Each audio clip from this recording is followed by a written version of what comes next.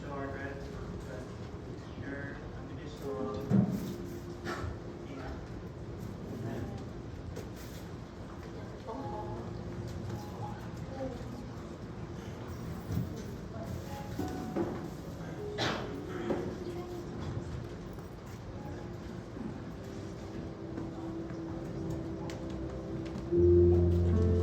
Jeremiah 1:5, God said, I knew you before I formed you in your mother's womb.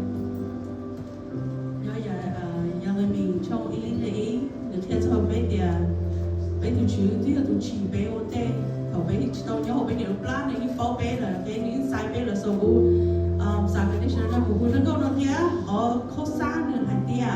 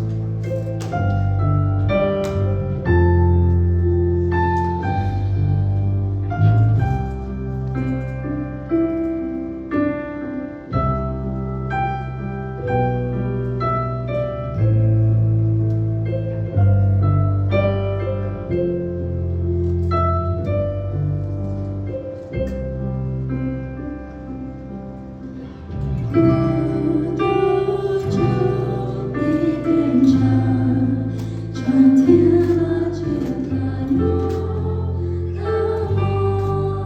để không bỏ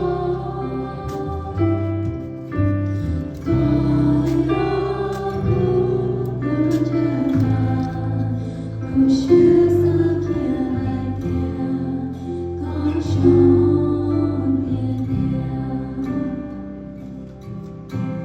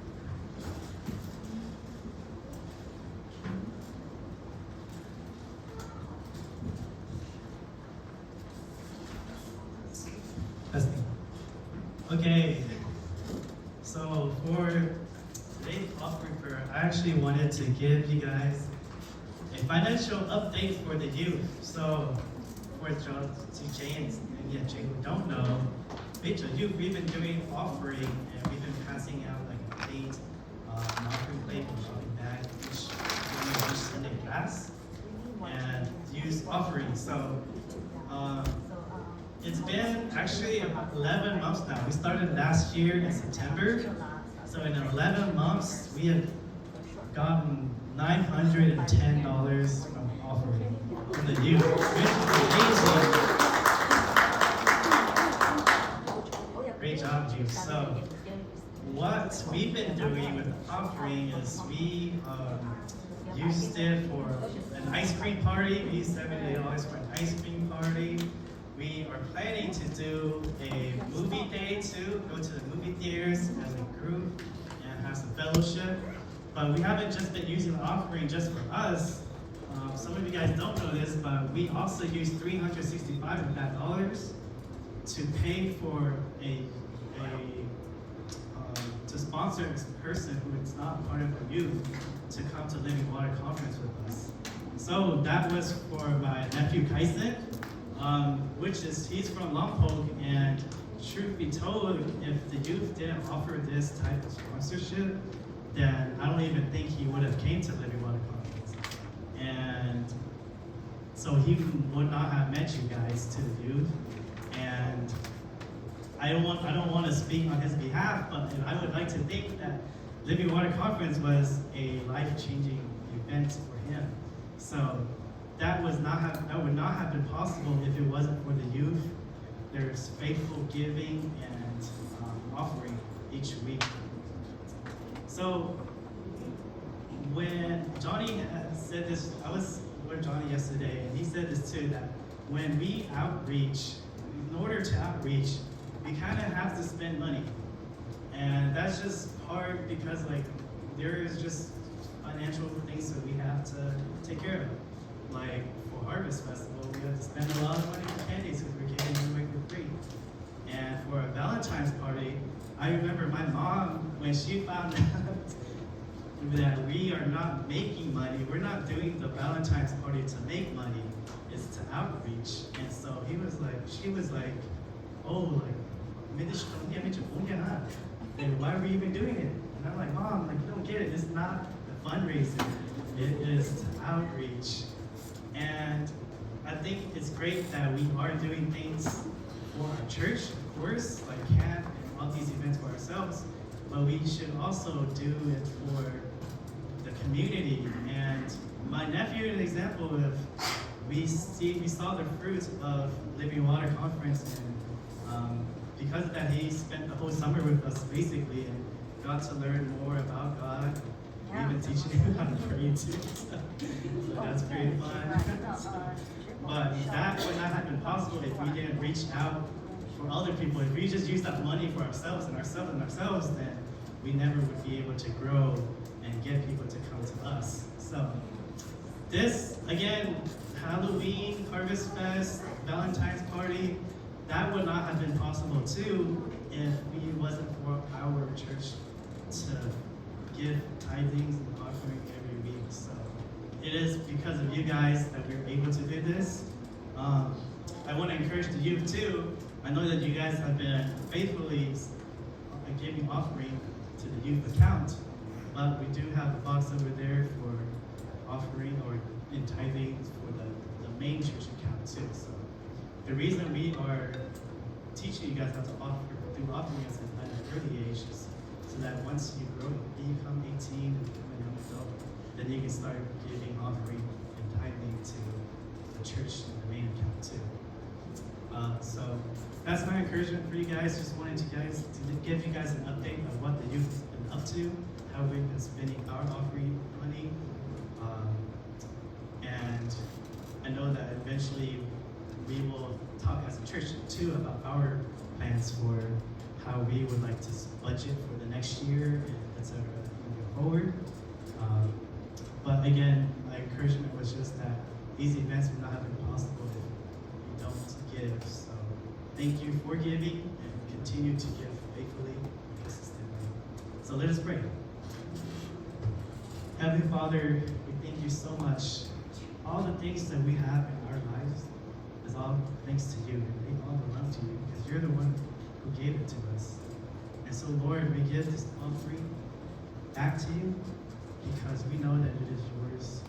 Because we humble ourselves that we do not love these material things, these monetary things in our lives more than we love you and we love our church. So we pray that you be with us, that you bless this offering so that we may use it in a way that will glorify your kingdom. And Lord, just please bless this church, bless the youth, bless the men and women and the children of this church to continue to give faithfully and consistently. Lord, we thank you. This is all thanks to your love and mercy that you have on us. We pray all this in Jesus' name.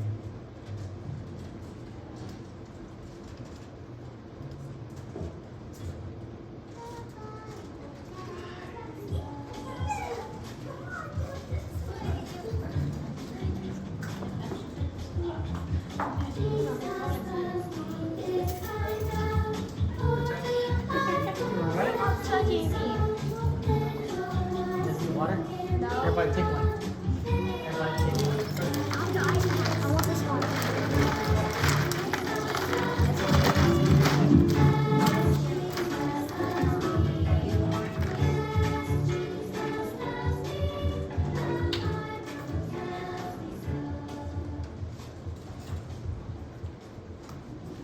Okay.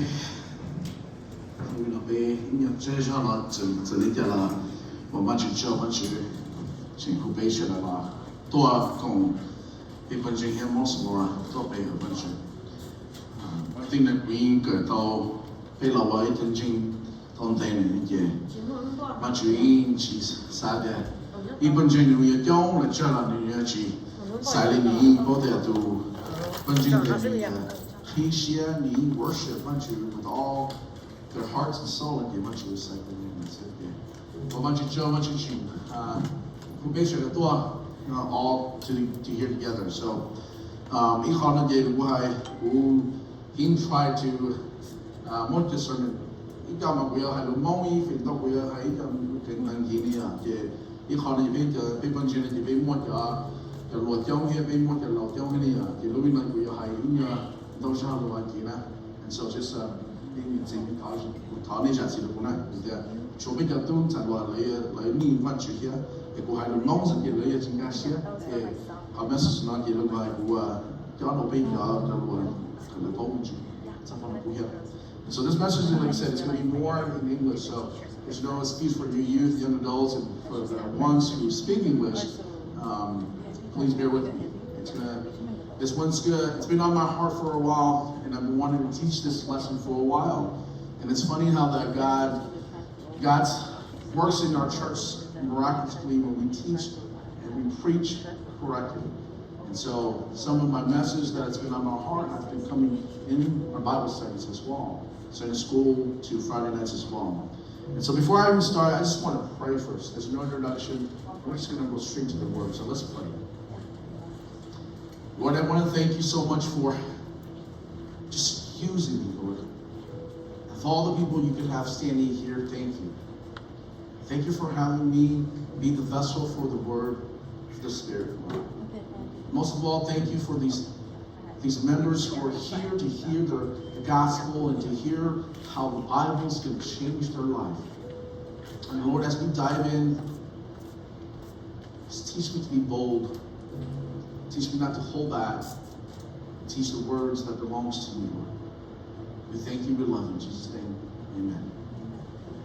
Okay, so for today's message, again, we're going to be in the parable of the tenants. And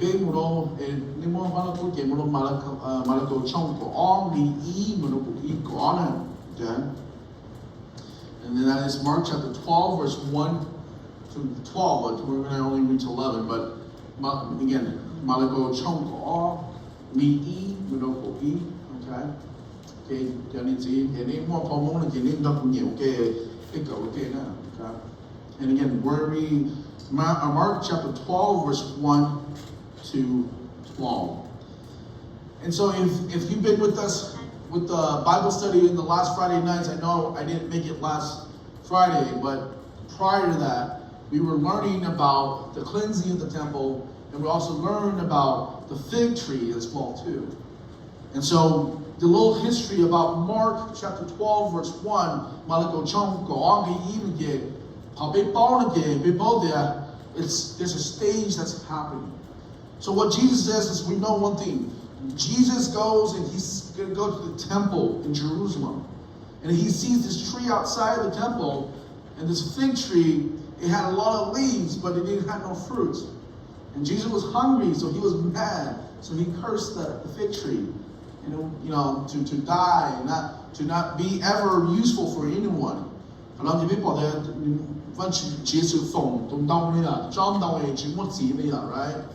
And before this, Mark 12, people that Jesus cleanse.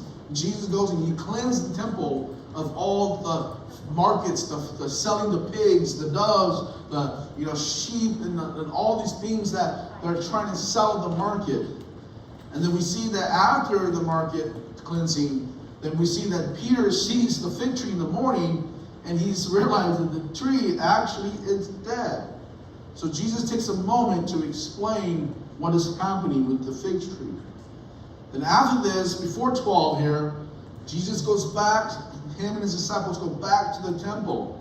And this is where the Jewish leaders start to question Jesus. The thing they ask him is, they said, what gives you the authority? What gives you, Jesus, the authority to do all this and say all this? What authority do you come by?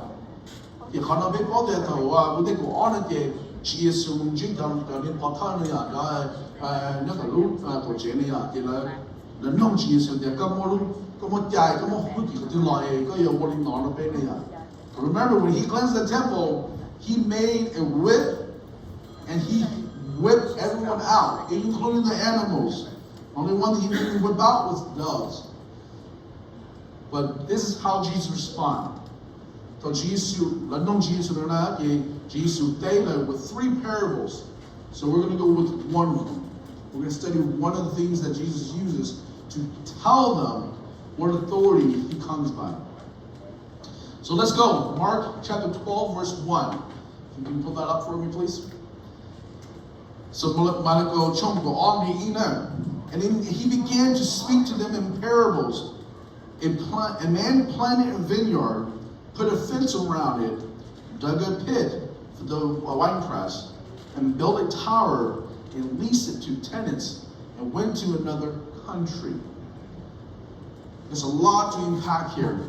But before we even understand what verse 1 explained, let's see why Jesus, of all the illustrations that he uses, of all the things that he could have said, he uses an example, an illustration of the vineyard, the wine. Okay, you guys know where wine comes from? It comes from grapes. So when we're saying vineyard, we're actually thinking like the grape. Okay, you guys ever seen the grapevines where like this is long and long, and they're like so like all parallel to each other? Well, that's where wine comes from. So not all of them are made to raisins. Grapes are usually not always made for raisins, for grapes only. They actually are used to make wine. But if we actually look in Isaiah chapter 5, verse 1 to 2, and I don't have it up there, but Isaiah chapter 5, verse 1 to 2, Isaiah okay? Good morning again. Isaiah the reason Jesus does is he does this. He uses scriptures to teach scriptures. So let me read it for us here. I don't know if you guys can pull up there, but Isaiah chapter 5, verse 1 to 2. But it says here, let me sing for my beloved my love song concerning his vineyard. My beloved had a vineyard on a very fertile hill. He dug it, cleared it of stones, planted with choice vines. He built a watchtower in the midst of it, and he hewed out a vine vat in it. And he looked for it to yield grapes, but it yielded wild grapes. And so what we see is that 头基数了开的把他早晚的过呀，你去看你家你还没开，还是呀从经过一毛的呀，有那么可能大家老比啊都来弄子的呀。And that's amazing about Jesus that he starts with authority from the Word of God. So remember, if you guys don't know, Isaiah and Jesus is probably close to over 1,000 years apart. And Jesus knows that these leaders, these teachers, these lawmakers, they know what Isaiah talks about. So he used the same example of the vineyard. So let's go back to Mark chapter 12, verse 1 again. Again. Okay, let's talk about some of the things that is in that scripture. One, there's a master. And that master owns the vineyard, the grape, all the crops there. How do we know that? Because he built it himself. He dug it. He planted the vineyard himself. And so the one thing that they understand is that the Olea, everyone loved to drink wine. It wasn't until alcohol and all these other things came to be, but wine was very part of the food and the drinks that you have daily. Like it wasn't just like you had to be 21 to be able to drink. Back then you could drink at a young age. And it wasn't to drink to get intoxicated, but it's good for your health. And so the master has a vineyard, he builds a vineyard. It's something that everyone has, usually in the backyard. Either you make your own grapes or you buy the wine for someone. But the master owns this vineyard. After he plants the vineyard, what does he do? We're still in verse 1. The master builds three things. The first thing he builds is the fence.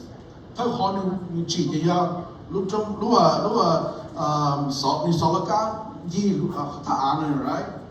And number two, he builds the wine press. I think Hmong says this the grapes. And then number three, he builds a watchtower. He built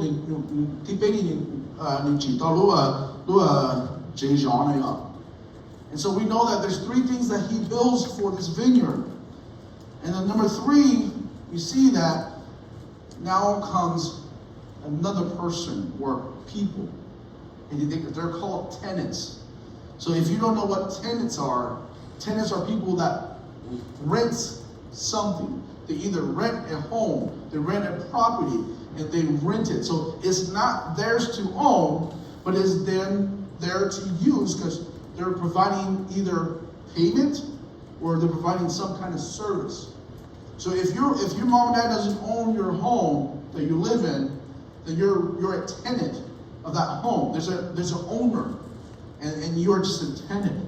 So we see here that the tenant, it's involved in verse 1. It said the master, after he builds all this, after he creates this vineyard and he builds all this protection, then he rents it out, he leases it out. The word is lease to these tenants. Supposedly in that time, when you lease, there's an agreement. I know there's a few guys who are property owners. Mà vấn đề có sâu có lúc chế đôi tụi tin nhau mà có yêu chủ mua cái lease agreement này, có yêu chủ mua này đợi hợp thôi thì có yêu thể tụi đi nó ý lý thì cũng yêu tàu còn nó không có yêu chủ tôi cũng chế hú liu hú tàu cái này right?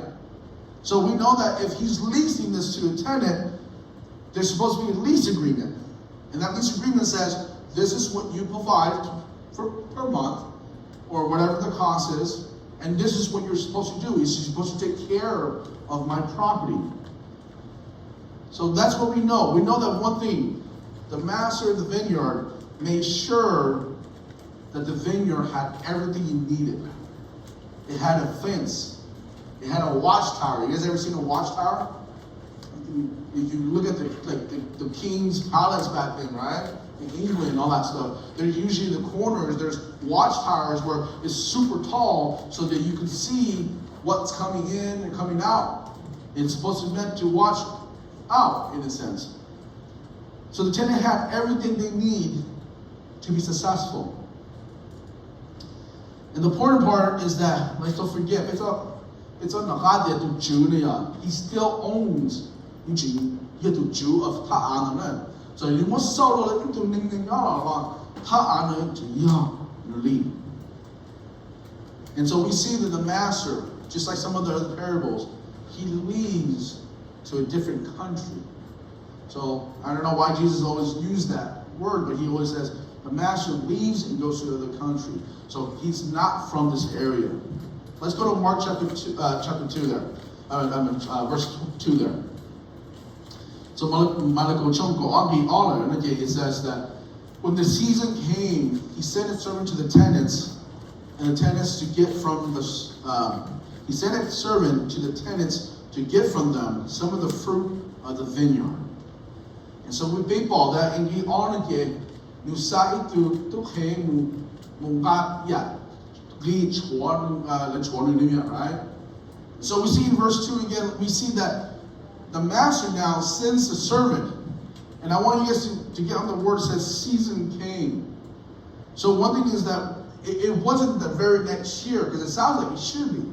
But the thing is, truth is, guys, like when you plant a grape vine, it takes 5 years to really produce grapes so that you can harvest, so you can actually say it's worthwhile. So 5+ years has gone by.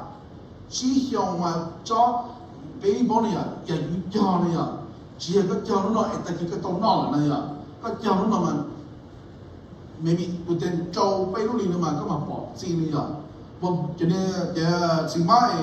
grape you take until the grape juice wine. So we know that 5 years has gone by, 5+ years have gone by. Now he sends his servant, okay? He sends his servant to go collect what portion that belongs to him. So think about this, right? You own the property, and you're the master. You built everything. You made it so safe, so successful that the person that lives in there just has to take care of it, and they will give you a portion. So he sends his servant, and he's only asking for what is his. What is his? Portion of the vineyard. And let's see what happens after the servant arrives. Let's go to verse 3. So for the first servant, and they took him and they beat him and sent him away empty-handed.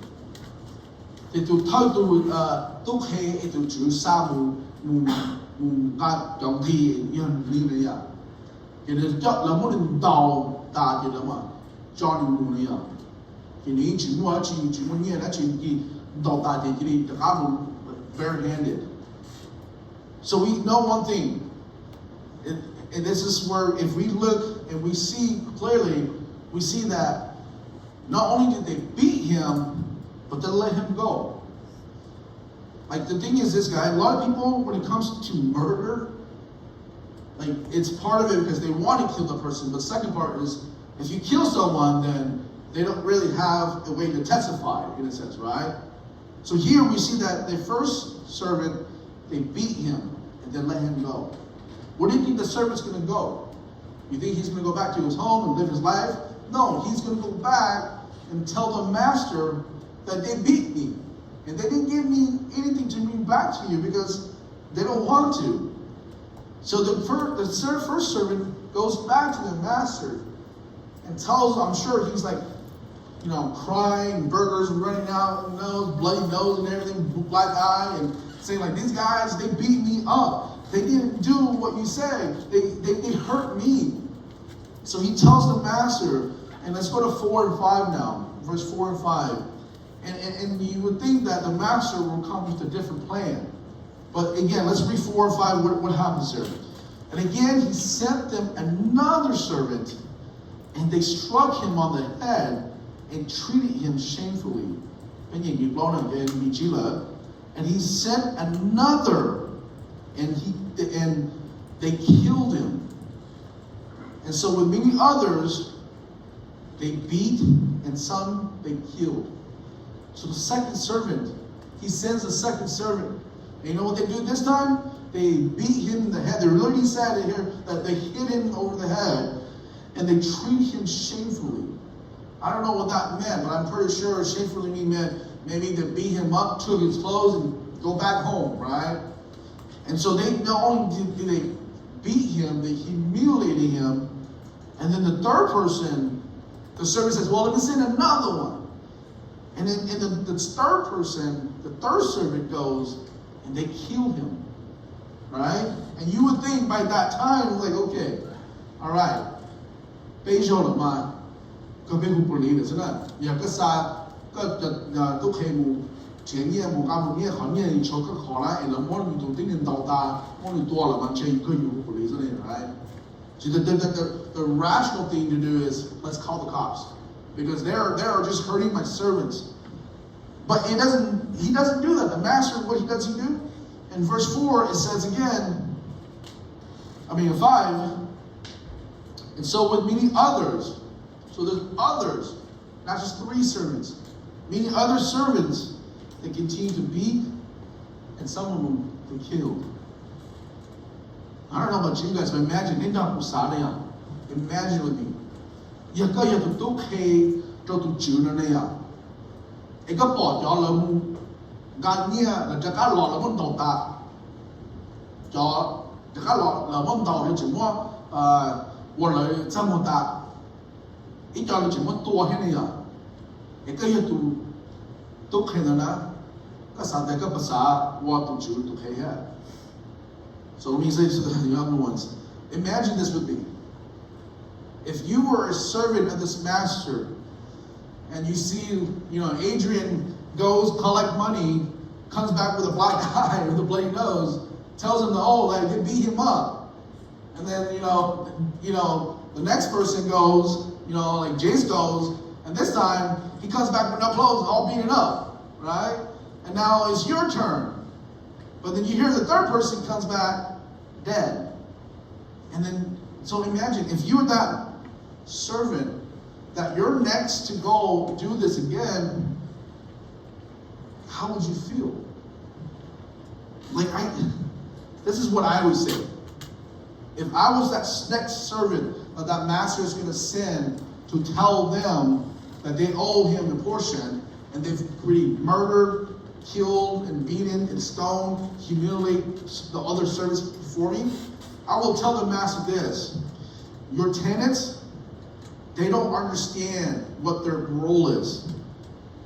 They don't know that you're the master and they're just criminals now. So I think what we should do is we should take an army or a bunch of guards and let's kick them out. Or second part, let's call the police and let's get them out because they don't belong there. Because if you send me, what they're going to do, what difference is going to do? They're just going to beat me up again. Or if I'm lucky, they'll beat me up. But if they're not, they'll kill me. So just keep that imagination. I don't know about you guys, but if I was a servant, the next person to be sent, I'll be scared. Because I already know what it means to go. This is the right hook. This is the meaning of the story. This is the purpose of the Bible. And verse 6. He said in 6, he has still one other, a beloved son. Finally, he sent him to them, saying, they will respect my son. In verse 7, but those tenants said to one another, this is the heir. Come, let us kill him, and the inheritance will be ours. In verse 8, they took him, killed him, and threw him out the vineyard. So let's just take a moment to pause for a second, right? Remember I asked you guys to imagine being a servant. All right? And so we see in verse 6, the master to Julia.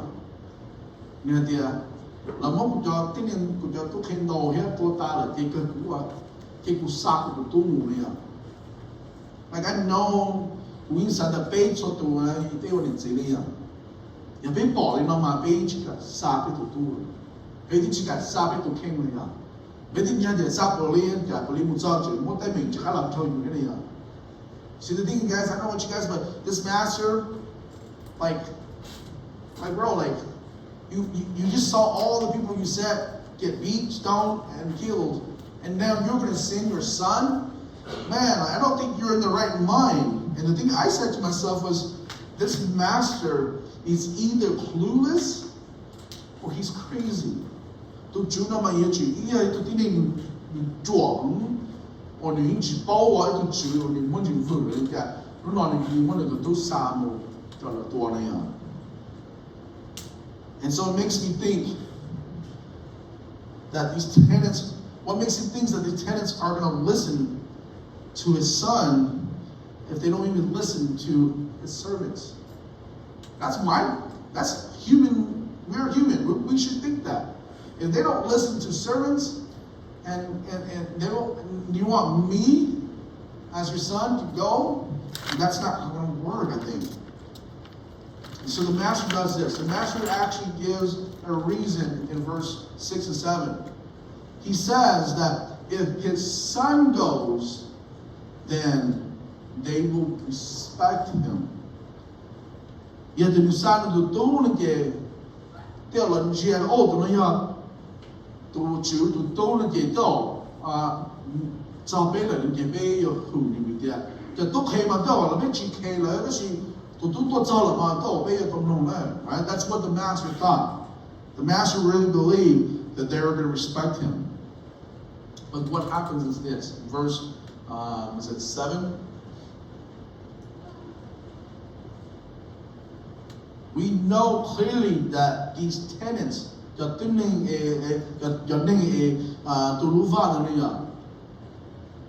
can see that in verse 7, they conspire.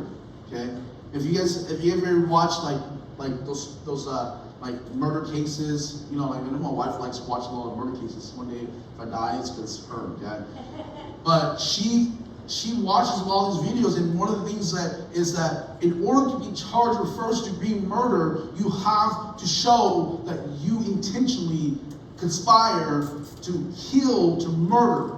That would be first degree. First degree means that you purposely, you genuinely wanted to kill that person, and then you can get the biggest, judgment for yourself. So here we see in verse 7 that they know that the son that's coming is the son, this guy, this man, the son is the master's son.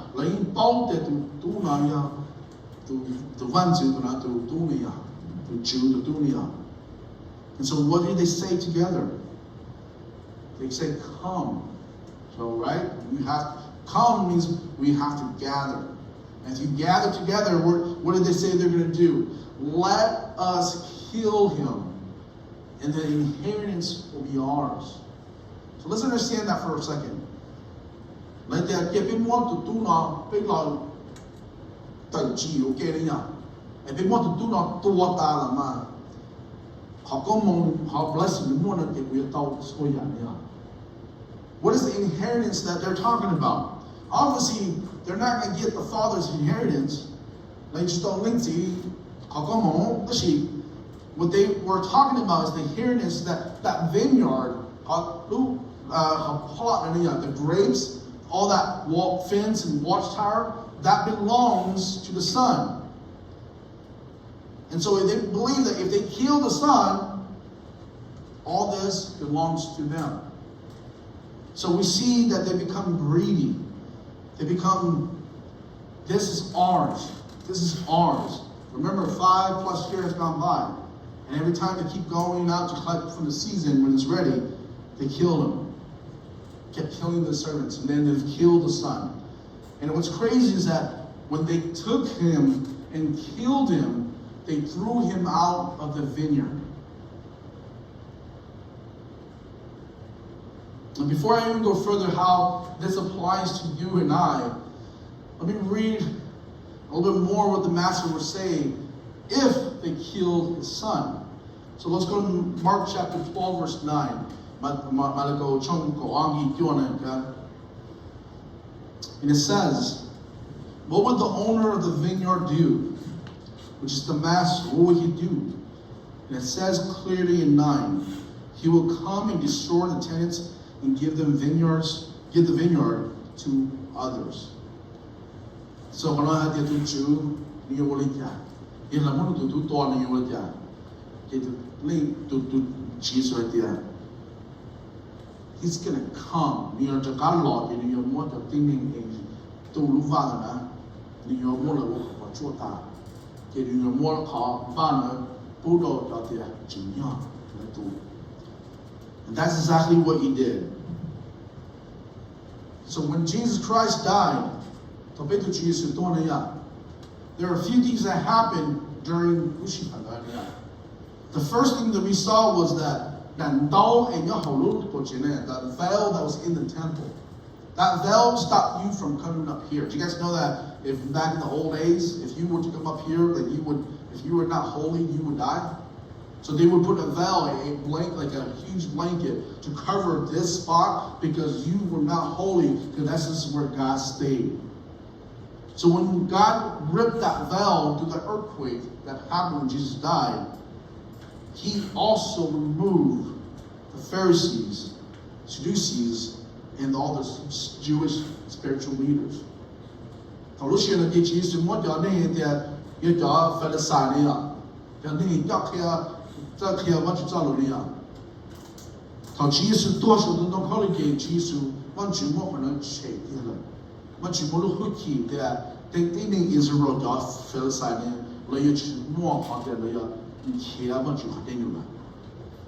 what we know is this: God removed these Pharisees, Sadducees, and also Jewish spiritual leaders, removed them from power. And what he did was he removed them and he gave the vineyard to the church. God also removed the only way before you can go to God for prayers, the only way you can ask God for forgiveness was through sacrifice of the lamb, through the power of the people, of the Jewish leaders, that they will go and atone your sins. But what God did was God removed that, and God said, only through Jesus now can you see the Father. So for hundreds of years, hundreds of generations, these Pharisees, Sadducees, Jewish spiritual leaders, they all had the opportunity to share the good news of Jesus, the Messiah, right? They're supposed to know the Messiah is coming. They're supposed to teach about that. But they're the same people that killed the Messiah, the same person they have been waiting for hundreds of years. So let's go with the interpretation. So this is where I hope that you guys will listen to the scriptures of the interpretation of what it means here. So work with me, okay? We're almost there. If you haven't got anything out of this, the first of all is the master of the story. It's God. It's our God. The second part, the vineyard, is basically God's kingdom. Is kingdom. I know that we've been studying about the God's kingdom in the verse, in the TE series that we've been going through, and we've been learning about the kingdom, the kingdom, the kingdom. It's mentioned quite a bit of times in the gospel. So let's understand one thing, is that God provided the Jews with everything. They were God's chosen people. God chose them to be tenants of his kingdom. And remember, the kingdom, it's not an actual heaven we're talking about. We're talking God's kingdom is basically sharing the gospel of knowing that we can have salvation. And so he provided them with the God's kingdom, They also were chosen for that as tenants, and they were supposed to, they had the watchtowers, walls around Jerusalem. They had the protection. They even had the winepress, so they could be faithful. God always provided them with so much people to come and help them know how to come to God. The prophets and stuff, right? So if you don't know, the tenants are the Jewish people, the Jewish leaders that, remember like what I said at the beginning, they came, they asked Jesus, what authority do you have to come and beat us and whip us in the temple? Like, what authority do you have? And Jesus says, well, the tenant, these bad people, these wicked tenants, these people who are living on this kingdom here, they're the Jewish leaders. They were supposed to take care of God's kingdom. They were supposed to be the one who helped the Jewish people to find God, to get forgiveness, to get repentance. But they were the reason that the Jews were not able to come to God.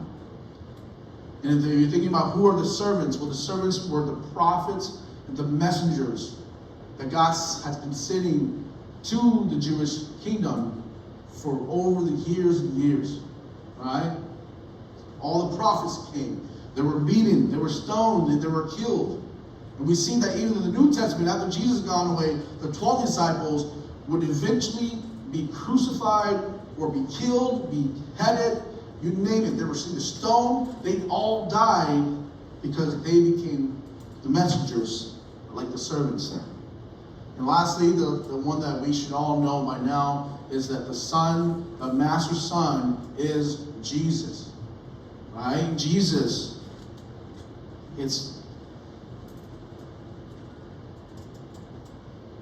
One thing is, if you think of the story, Jesus is actually teaching the story. He's actually talking about himself. So he's actually prophesying how he will too be killed. And he will be killed, and they're going to drag him out of the vineyard and be tossed outside, just like how he was. So I asked myself, remember I said to you guys, imagine if you were the servant of this master, and I said, this master has to be clueless. Why would he do this? Why would he let his servants to be killed and beat and bruised and all that stuff? And at the end, why would he send his son? He is very dumb. I remember saying that just a couple minutes ago. Well, the thing is that the master isn't clueless. See, the thing is that even as cruel as the tenants were, even as bad as they were, the master still was hopeful that each servant that he sent, that these people will give back to God what belongs to him. See, he loved these tenants so much that, and I believe that the master didn't want to destroy these tenants. He didn't want to get rid of these tenants. He just wanted these tenants to give back what belongs to him. That's all he asked.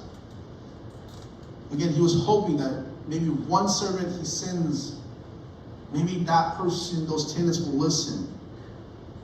And when he sent his son, he really showed how much he cared for those tenants, those people that were wicked. He just said, well, if I send my son, maybe they'll see me, and if they see me, they will believe, and they will give back the money that's owed to me. Remember, he's out of the country, right? But at the end, they killed his son. Now, it's easy for us to point fingers at these cruel tenants. But we think about it in our life, we aren't the same too. We're not any different. We're just very similar to these tenants. And I'll talk about it in a bit here.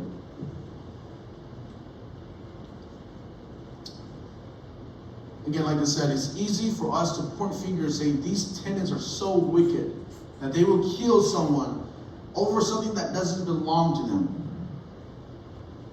But one thing I wanted to remind us that God created us for a purpose.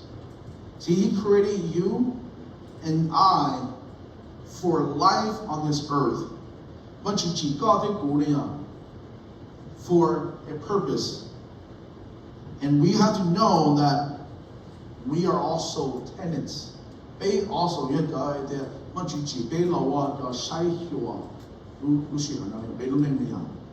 the ones that are tenants of our lives right now. See, the thing is that Jesus was teaching these authority figures that they are those tenants that God initially gave them the vineyard, a perfect kingdom. Their job was to just keep conquering, keep doing God's work, be faithful. God would have made an empire out of them. But they did not, right? Because what they did was they went against God every single time. And God allowed them to be conquered over and over. So now what Jesus is saying is that He's revealed to us that when He dies on that cross, that authority, that kingdom is now ours. He's basically stripping away. He said, I'm going to strip away Israel's authorities. All these leaders are no longer needed because all you need is Jesus now. And that is for us. That vineyard is for us. Remember, He says He's going to replace those tenants with those who deserves it. And those who deserves it is us. And so let me ask us here. We have just in life that is very temporary. Again, when I think about it, that we are tenants of our life, it sounds different now, right? It doesn't mean that we own our life anymore. There's an opportunity for us to live life, but that life is not for us to choose. See, God gives us a temporary vineyard, which is our life. God gives us walls, right? We have walls that protects us in our faith. And God gives us the wine press, which makes the juice, makes us fruitful. That's the Bible, guys. The Bible is what generates why the vineyard's important. And third, the watchtower is basically the Holy Spirit. See, God gave us the Holy Spirit to guard us, to help us in our hearts, to guard us from the devil, to guard us from doing what's wrong. And God gave us a church to keep us accountable. So let me ask us, sadly most of us are doing a terrible job with our vineyard, right? With our kingdom that God is giving us. We become so attached to what God has given us that we start to forget that everything we have, God has given to us. Like, think about this. All the things that you have in your life right now, God has given to you. And we become so attached to it that we just become obsessed with this life versus the kingdom that God gave us. See, one thing that we can become obsessed with in our life, we can be obsessed with our money, with our education, with a career, our hobbies. We make excuses on why we cannot share to others about Jesus. Some of us say we're too young. Some of us say we're too old. And we don't know enough. Truth is, that's exactly where the devil wants us to be in. He wants you to make excuses. He wants you to make obsessions with your life so that you forget that you're supposed to be part of His kingdom and not your own kingdom. So with my closing, with the end here, I just want to give us another question for us to answer. So if God says that we are now the new tenants of the kingdom, what does that mean for you and I?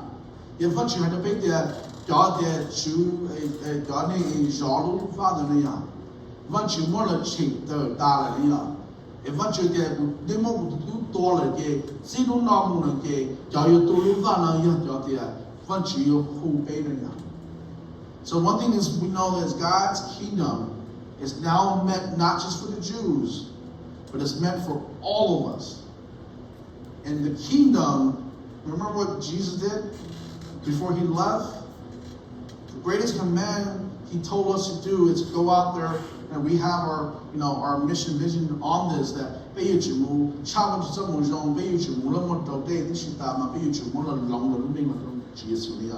We're supposed to evangelize, baptize, and transform. And today, being a tenant of the kingdom means that you are in charge. You are supposed to be a steward of sharing the gospel.